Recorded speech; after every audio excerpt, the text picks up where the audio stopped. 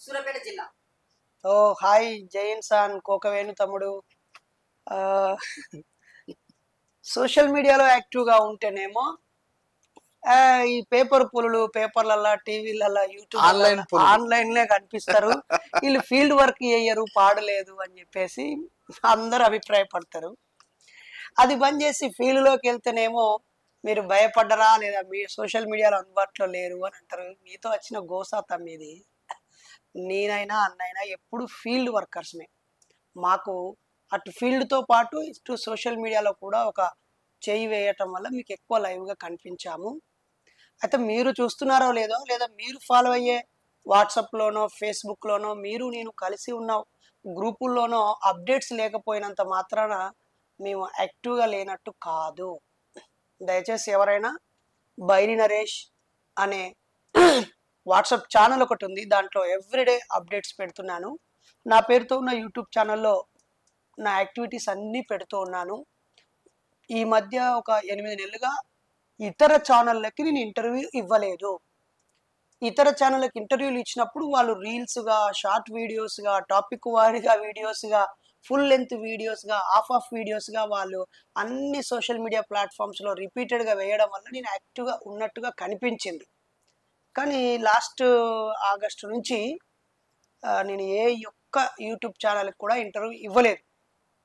ఎందుకంటే పుండు మీద కారం జల్లినట్టుగా మతవాదులు లేదా ఏదో ఒక కారణం చేత సామాన్య ప్రజల్ని ఉద్రేకానికి గురి చేసే వాళ్ళు చేసే కుట్రలకి బలి కావద్దు అనే ఉద్దేశంతో ఓన్లీ మన ఛానల్లో మాత్రమే ఏం చేసాం, ఏం మాట్లాడామో స్వయంగా పెడుతూ వస్తూ ఉన్నాం.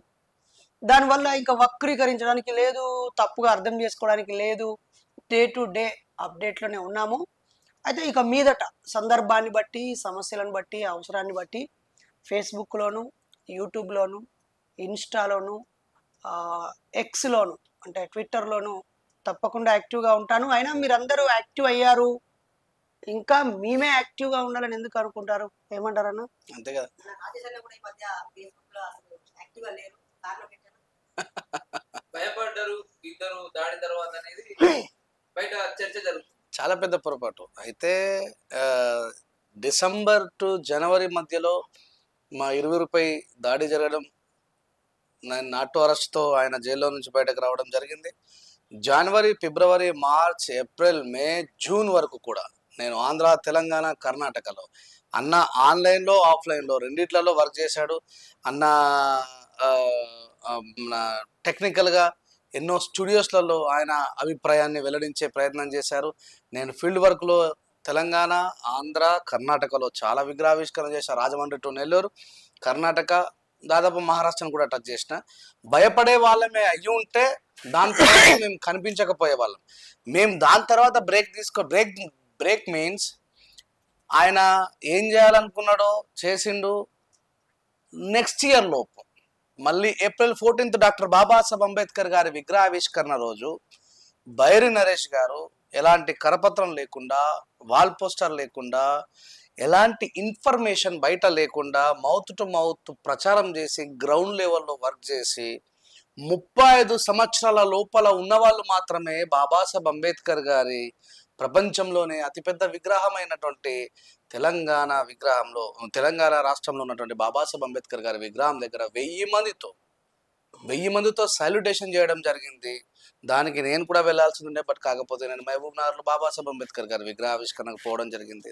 నేను ఈ మధ్య కొంచెం ఇందాక మిత్రుడు తమ్ముడు అడిగినట్టుగా బ్రేక్ తీసుకోవడం వెనకాల కారణం ఏంటంటే బాబాసాహెబ్ అంబేద్కర్ గారి యొక్క ఇన్స్పిరేషన్, మహాత్మా జ్యోతిబా ఫులే గారి ఇన్స్పిరేషన్ అయినటువంటి మహర్ల చరిత్రని రాస్తున్న దాని మీదే చాలా వర్క్ జరుగుతుంది. అంటే గతంలో జరిగినటువంటి చరిత్ర, బాబాసాహెబ్ అంబేద్కర్ గారు ఒక గొప్ప మాట చెప్తారు. గత చరిత్రలో ఏం జరిగిందో తెలుసుకోకపోతే నూతన చరిత్రను మనం సృష్టించలేమని. అట్లాగే 28,000 పేష్వాలను ఊచకోత కోసినటువంటి 500 మహర్ల సుదీర్ఘమైనటువంటి సంక్షిప్తమైనటువంటి చరిత్రను ఈ సమాజానికి పరిచయం చేసే భాగంలో దాని మీద వర్క్ నడుస్తుంది. అయినా విగ్రహావిష్కరణకు వెళ్తా ఉన్నాం, పోరాటాలకి కలుస్తూ ఉన్నాం, సో అది అంటే మేమేం అన్యాక్టివ్ గా లేము మీరు అనుకోవచ్చు. అంటే సోషల్ మీడియాలో కనబడే ఇప్పుడు ఆయన సోషల్ మీడియాలో అసలు కరపత్రమే వేయకుండా రండిరా బాబు అని పిలిస్తే కూడా రాలేని పరిస్థితులలో 35 సంవత్సరాల లోపు కలిగినటువంటి 1000 మందితో ఎలాంటి ప్రచారం లేకుండా ఆడంబరం లేకుండా చేసిందంటే వాట్ ఈజ్ అనేది తెలుసుకోవచ్చు. రేపొద్దుల మహర్ల చరిత్ర బయటకు వచ్చిన తర్వాత రాజేష్ అన్న కూడా ఈ మధ్య కనిపించకుండా ఏం చేశాడు, ఏం కల్టివేషన్ చేశాడు, తద్వారా తను ఏమి సమాజానికి ఇవ్వబోతున్నాడు అనేది మీకు అర్థమవుతుంది త్వరలో. మళ్ళొక చిన్న వివరణ, భయపడ్డారా అని అంటున్నారు కదా, ఏం అయితే భయపడ్డాము, నిజంగానే భయపడ్డాము.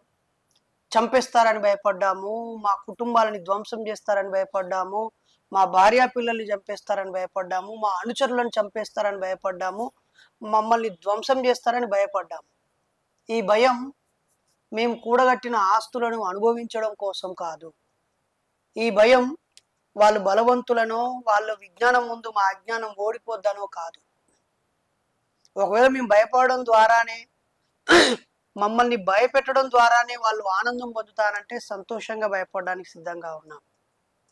భయం మంచి కోసమా చెడు కోసమా?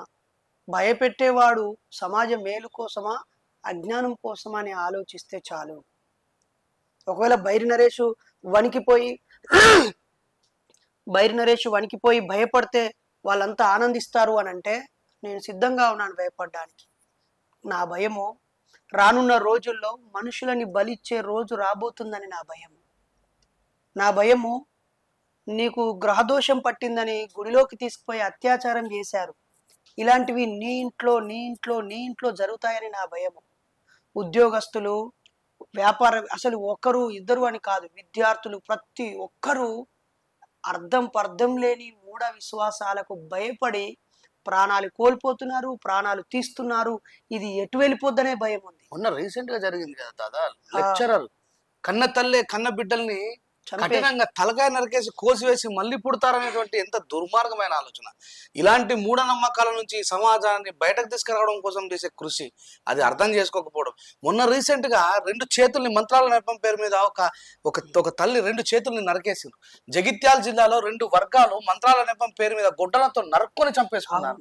ఎంత ఘోరంగా చదువుకున్న వాళ్ళు, బీటెక్ లో పాస్ అయిన వాళ్ళు, ఐటీఐలు చేస్తున్న వాళ్ళు, లెక్చరర్ గా చేస్తున్నటువంటి ఒక తల్లి కన్న బిడ్డల్ని మళ్ళీ పునర్జన్మలో వస్తారని చెప్పేసి కోసేసి ఫ్రిడ్జ్ లో పెట్టడం ఎంత దుర్మార్గం ఇది నాకు అర్థం కాదు. జగిత్యాలలో 3 చంపేసి ఇంకొక 2 చంపడానికి పోతే వాళ్ళు పరిగెత్తి పారిపోయారు.